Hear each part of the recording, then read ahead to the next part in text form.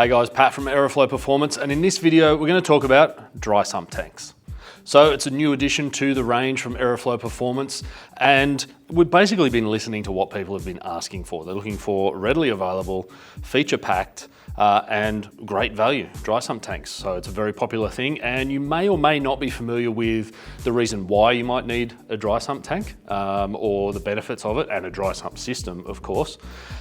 Mostly it's to do with Gs, so lateral Gs, left and right, and longitudinal Gs, forward and back, acceleration and deceleration when it comes to your factory oil pan. This is basically what you will see on most engines as far as an oil pan is concerned. There is this larger section at the front, in this front style oil sump, is where the bulk of your engine oil is kept on a front sump setup, so that's at the front of the vehicle. When you're in a drag situation, you're going to launch the car, and this is going to want to come up, and then it's going to push all of the oil towards the back of that. This is where the oil pickup sits for your oil pump. So once all the oil comes away from there, obviously it's just picking up air, no more oil pressure into the engine. That's no good. So inversely, in a drag situation, if you've got a rear sump, on the launch, no problem, all the oil stays at the back near the pickup. But then once you start going faster and you start using parachutes, a single or a dual chute application, the negative Gs, so when you're slowing the car down, is going to throw all that oil towards the front of the engine again.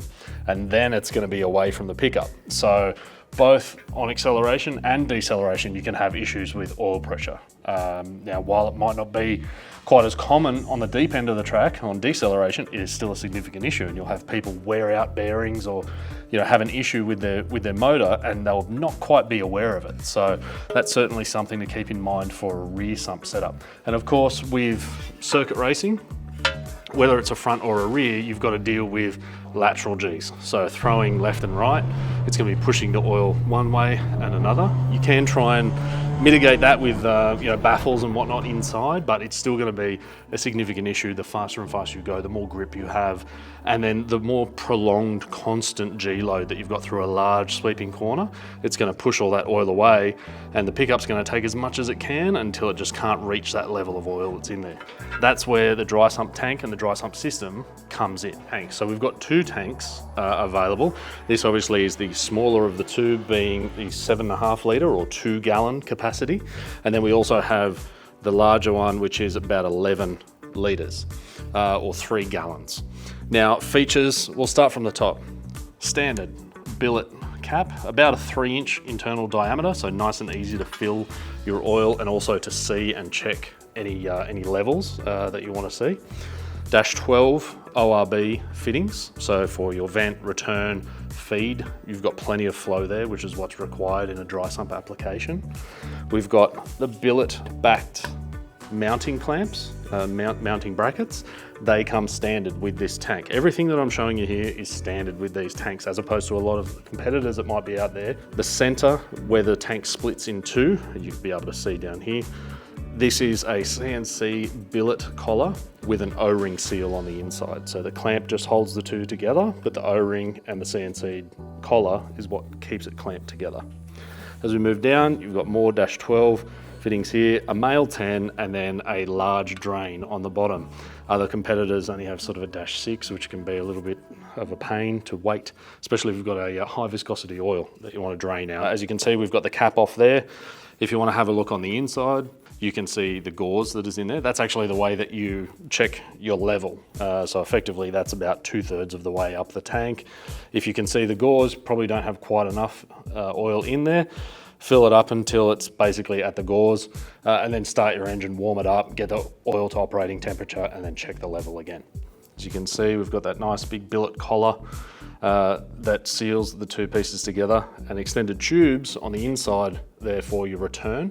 The way that that offset tube is set up, it basically returns the oil and it will throw it around the outside of the tank, which reduces aeration of your oil as it's introduced back into the tank. It's very important for both temperature and oil pressure. As you move down, you can see the internal baffling. This is a separate unit as well, so we'll take that out. Again, the design is there to basically stop aeration, stop surge. So as you're cornering or accelerating or decelerating, it's going to slow down the way that the oil moves around inside the tank and keep a consistent amount of oil volume at the pickup, which is at the bottom here. So this is your supply fitting on the outside. That tube runs all the way down to the base of that baffling system, and that will ensure that there's always a consistent supply of oil at the bottom of the tank, and then of course the drain on the bottom there to get it out.